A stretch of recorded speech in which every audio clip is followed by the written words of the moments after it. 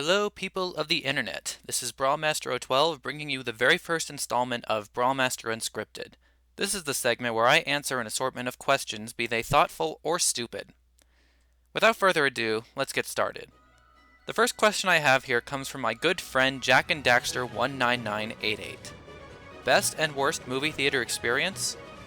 Well, I can't say that I've really had any movie theater experiences that were particularly memorable or terrible. And that's just because I just don't think movie theaters are that memorable. I mean, it's not that I don't like movie theaters, I just think that the experiences they provide really don't contribute anything to whether or not you have a good time at the movie theaters. I think you just go to the movies to see the movie, and the kind of service you have at the theater, it's important to have good service, and that applies to anywhere you go. But I just think that movie theaters really don't contribute to experience that much. At least they don't for me. I mean, if I see a movie and I think it's good or bad, I don't think the theater really had much to do with it. I mean, the theater really doesn't have control over the movie's quality. So, I just don't think theater experiences are really that memorable, even if they could be good or bad service. Just going to the theaters, now that I mention it, just isn't as fun for me anymore. I think it's just because it's just gotten so expensive. Like, it's so expensive with snack prices, not to mention the theater tickets, because they're like $30 now with 3D and everything. So it's not fun to go to the theaters anymore, at least not like it used to be, just because it's so expensive. But I can't say that I've really had any theater experiences per se that were really good or bad. I mean, I have had experiences at the movie theater where I thought, yeah, it was alright, but nothing really memorable or anything. Like, I can't think of anything off the top of my head that really stood out to me about the theater. I mean, yeah, I've seen some movies that have stood out to me, but it wasn't really the theater. So, yeah. Okay, the next question is from, I hope I'm saying this right, ArmitX9. Brawlmaster, who are the Sand People, and why did they steal your KFC? Well, I'm still researching this myself, but from the top secret surveillance missions the government has been assigning me, I probably shouldn't have told you that, I've gathered that the Sand People are mysterious creatures living in the secret underground colonies who rise to the surface whenever they please, because I believe that they plan to take over the world someday through means I'm still studying. They seem to be advancing towards this goal by stealing KFC from random people in the surface world. They steal my KFC because, well, damn it, I'm Brawlmaster. I have almost 1,000 subscribers on YouTube, so that bucket of fried chicken has to be worth something, right? Right? Next question is from DarkJinjo94. Who would win in a fight, Slender Man or wacky waving inflatable arm flailing Tube Man? Well, obviously the latter. I mean, come on. Slendy just stalks children in the woods. Oh, I'm so afraid. Tube Man can strike you down just about anywhere. Not to mention all that speed. Oh my god, he's so fast. I wouldn't want to meet him in a dark alley. Slender Man would easily be outmatched, no questions asked. Rennick Bob Brawl 9931 asks, what are your thoughts on Infamous 3 Second Son? Well, it's great that they're making another game. I'm really glad that Sucker Punch is doing another one instead of moving on to something else like I seriously thought they were. I am a little sad that it doesn't look like they're going to be focusing on Cole anymore. I really liked Cole, so I'm kind of sad that doesn't look like they're doing any more games about him. I don't know, maybe he'll reference him in Second Son or something. But I'm not sure if I'd get a PlayStation 4 just to get Second Son. I don't know if the game is going to be that good for me to just go out and buy the whole console for it. It does look promising though. I like what was shown so far. I'm looking forward to it. I hope Sony's going to show more of it. Like, hopefully we'll get some gameplay or something at E3. So I would say that I am impressed with what's been shown so far. I'm a little disappointed that they're moving on to another antagonist, but given Infamous 2's endings, I guess I really can't blame Sucker Punch for doing that. But yeah, I'd say overall I'm looking forward to it. It does look interesting. Okay, Pony and Stuff asks, since I have not watched it, what is so good about Littlest Pet Shop aside from the Friendship is Magic voice actors? Okay, where to begin? I'd say that just to summarize my feelings about it, Littlest Pet Shop really does a lot of the same good things as My Little Pony, but at the same time, it doesn't do some things as well, but it does some things better. I know that's being really vague about it, but I can't really think of specific examples off the top of my head like this. But not to sound like a hipster or anything, but I like that Littlest Pet Shop isn't as popular as My Little Pony. I think My Little Pony is too mainstream. I honestly feel the Brony fandom has just gotten way too big. It's gotten too saturated, and that Hasbro is just spoiling us with too much fan service to the point where Bronies are never pleased anymore. They honestly aren't. Littlest Pet Shop doesn't have that kind of pressure from the fan base. It doesn't have any sort of high expectations that My Little Pony has. Like, with Friendship is Magic, the Bronies have come to expect certain things from Hasbro. They expect certain continuity, certain references, things like that from the writers, and when the writers don't really deliver on that, then the Bronies throw a bitch fit about it. But Littlest Pet Shop doesn't really have to worry about that because the fan base for that show isn't as big. I mean, Littlest Pet Shop can get away with much more without having to worry about getting much backlash from it. So I kind of like that Littlest Pet Shop isn't as popular, you know? I just feel like it's more cozy, I guess you could say. It's not as crowded. There aren't as many people watching it, so you can enjoy it for yourself without having to see backlash everywhere and pointless bitching everywhere. I mean, not that you should really listen to Bronies when they bitch, but all the same, it gets annoying. And so it's nice that the Littlest Pet Shop viewers don't really do that as much, I guess you could say. And about the show, just in general, the songs are absolutely fantastic. Like, I honestly think some of the songs that have been produced just in Season 1 are as good, if not even a little bit better than some of the stuff MLP has shown in a while. The writing in Littlest Pet Shop is getting better. It started out pretty weak at first, especially in the first 2 episodes, but it is getting better. The stories are getting a little bit better as time goes by. The characters are very diverse from one another, and when I say characters, I'm mainly talking about the pets. The humans still have room to be different from one another and just be interesting. But the pets are very diverse in their personalities and the way they interact. It's really entertaining to watch, and the way they interact with each other isn't quite the same way as the MLP characters interact with one another. So I know a lot of people look at Littlest Pet Shop and they think, oh, it's the same thing as MLP. It's not as good. It does a lot of the same things. That's true. I won't say it doesn't, but that's not such a bad thing. I mean, it does a lot of the same things, sometimes as good, but sometimes not as good, and that's understandable because it's still trying to find its footing. You know, the show is still growing. It's still trying to find its place and everything. So yeah, I'd say that I like Littlest Pet Shop because it's kind of the underdog show compared to My Little Pony. You know, it's still growing, but it doesn't have as many expectations or anything like that MLP has, and the fan base isn't as crowded as it is with the Brony fandom.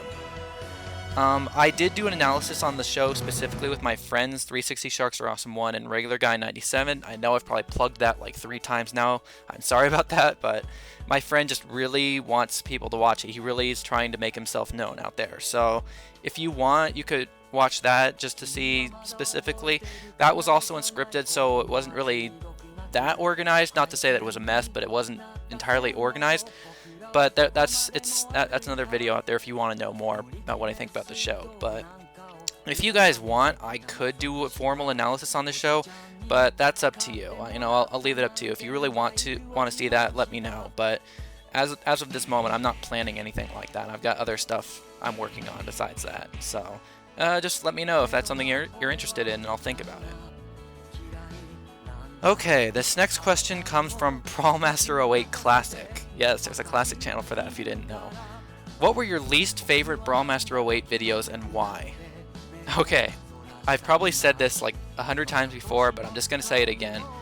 I greatly dislike any of my older rants. You know, stuff like 4Kids with rice balls. Oh god, I remember that. There was a Nickelodeon one. I can't remember if I did a Cartoon Network one or not. I think I did.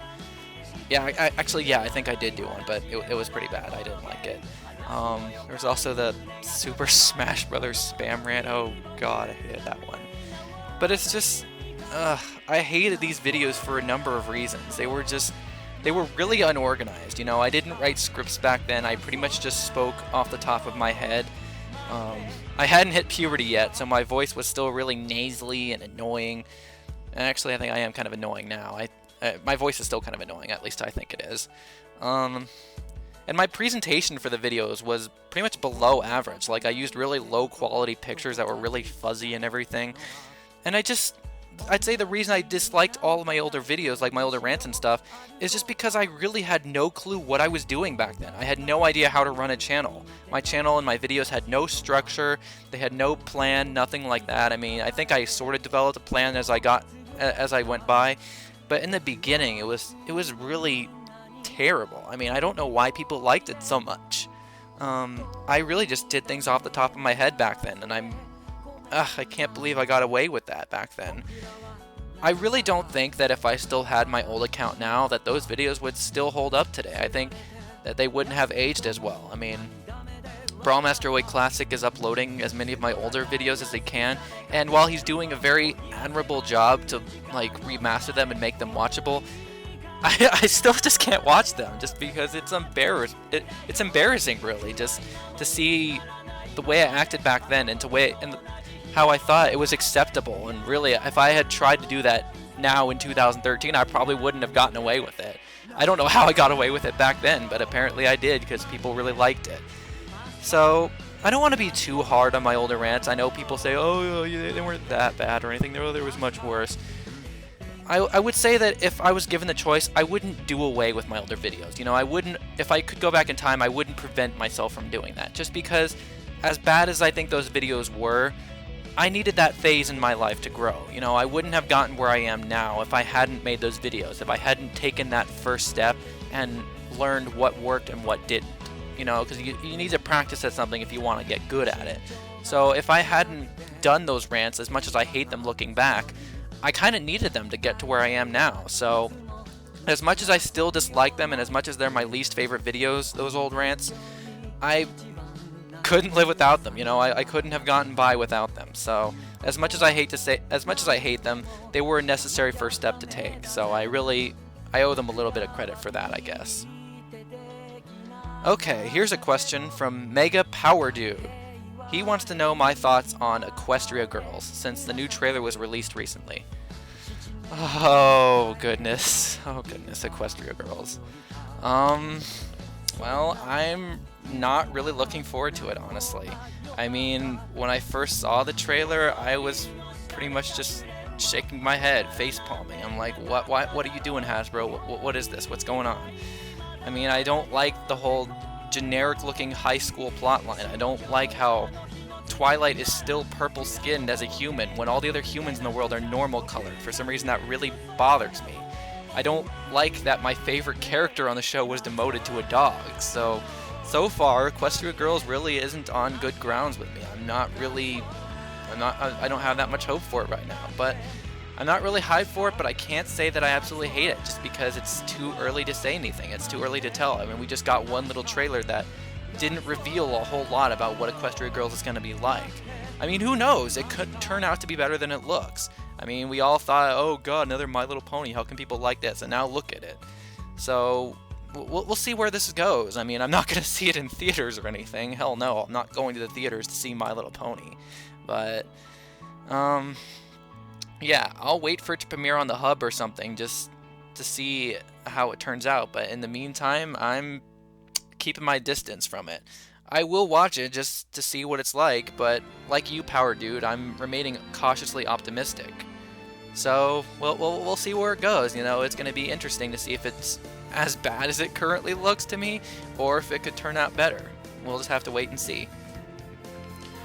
Okay, 111 Jackful asks, what are your thoughts on immature Nintendo haters?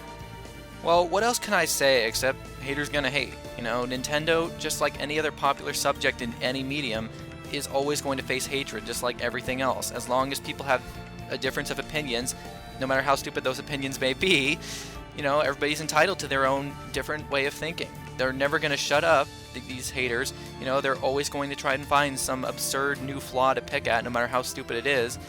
So there's really nothing we can do about it. I mean, yeah, I hate them. I hate the haters just as much as anyone else, just because I think they're annoying and I wish they'd shut up. But, you know, that's not going to happen anytime soon. I know it's not.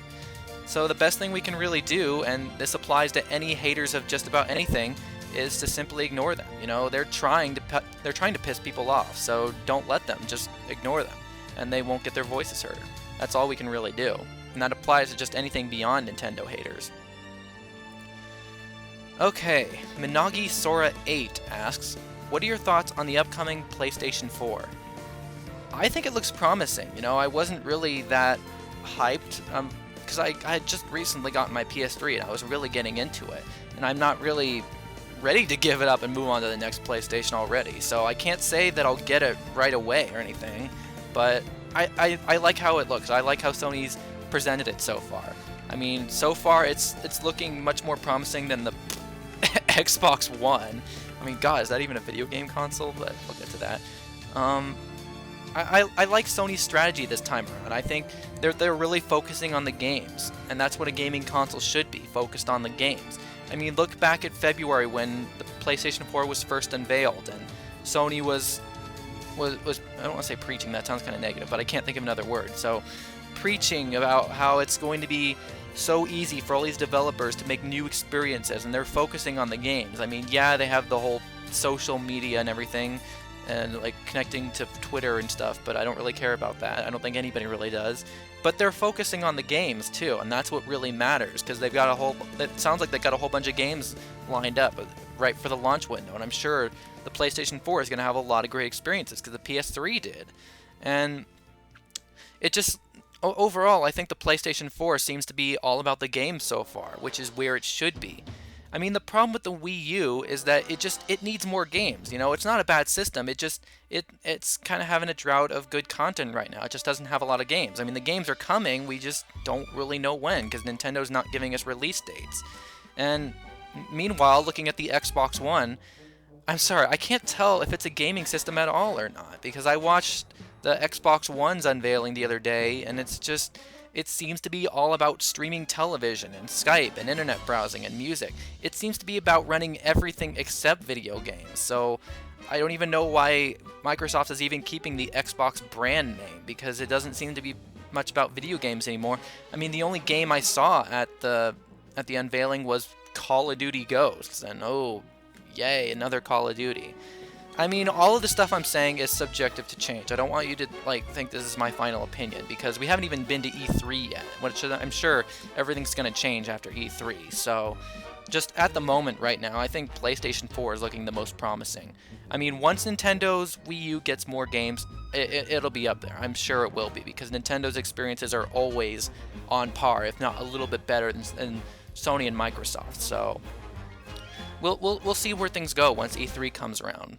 But I think so far Sony's on the right track. Nintendo is getting there, but still has a little ways to go. And Microsoft, I don't even know where the hell you are anymore. I don't even know where you're going. I don't think most of the industry knows where you're going, except just towards being away from gaming and onto other stuff. But yeah, let's move on. I'm already taking too long. Okay, here's a question from SBox180.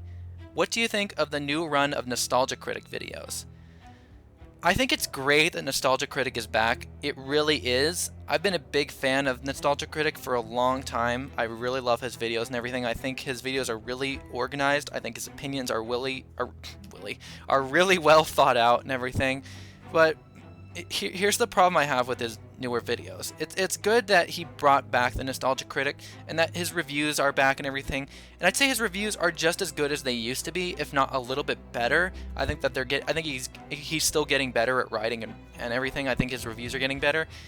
But I just wish that he would shorten the live action skits in it. Honestly, sometimes they're funny, but they drag on way too long. Like in the Cat in the Hat with Mike Myers review he did. There's a skit he was doing in the beginning with this little girl and everything, and it was just dragging on for too long. Like, I felt like he didn't start the review till like halfway through the video, and I'm just... I don't want to say that his skits aren't funny, because sometimes they can be funny, but they just drag on way too much, and I wish he would just save those for separate projects or whatever. I wish he would just get right down into the review like he used to. But... I don't know. I still support Nostalgia Critic, and I still like the way he does his videos and everything. I still support his reviews, and I agree with him. I just wish he would shorten the skits, you know, kind of like trim the fat a little bit. Just get right to the good stuff.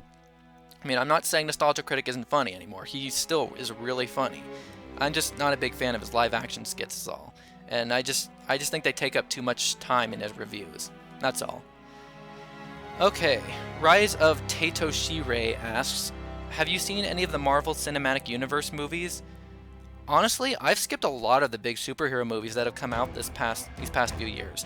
Like, even just beyond the Marvel stuff. I didn't see the Avengers, I didn't see the Amazing Spider-Man, I didn't see Iron Man 3, I didn't see the new Dark Knight film, I didn't see any of them actually.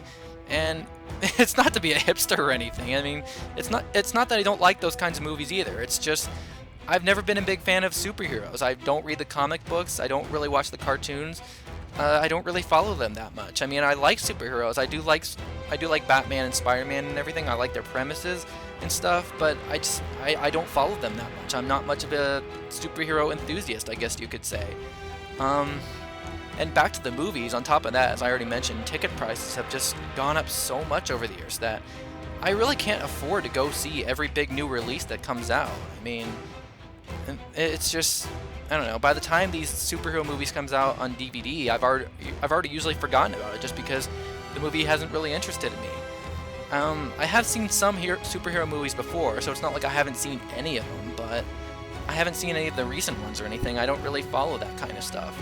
I mean, if you do, that's awesome. I'm not a big superhero fan, is all.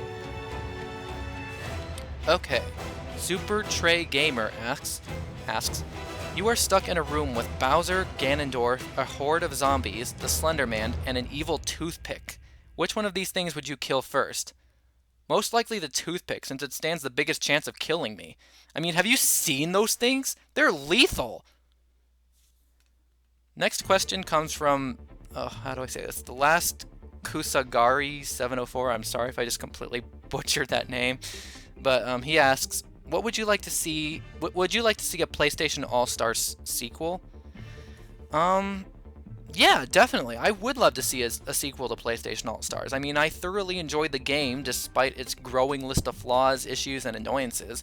I mean, it was still a fun game, and I would want to see more. I just don't think it's actually going to happen, since I heard the game didn't really sell that well.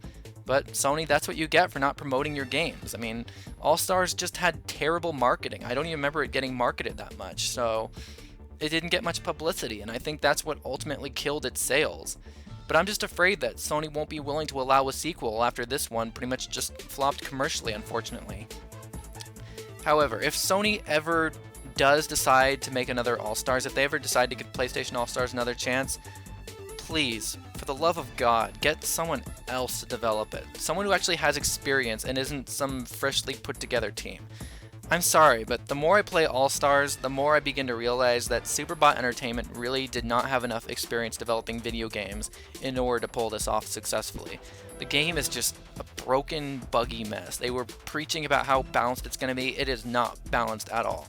I'm sorry, but Superbot was not the right team to develop this. They really weren't. I don't know what Sony was thinking, getting a brand new team to develop a project or a premise that really has a lot of expectations to it. I mean, this is Sony's big answer to Super Smash Bros., one of Nintendo's biggest franchises. So I think people were expecting a lot from this concept of a game. So I don't know why Sony just let this amateur company, and I mean that not in an offensive way, not personally, but just let this amateur team handle such a big, important project.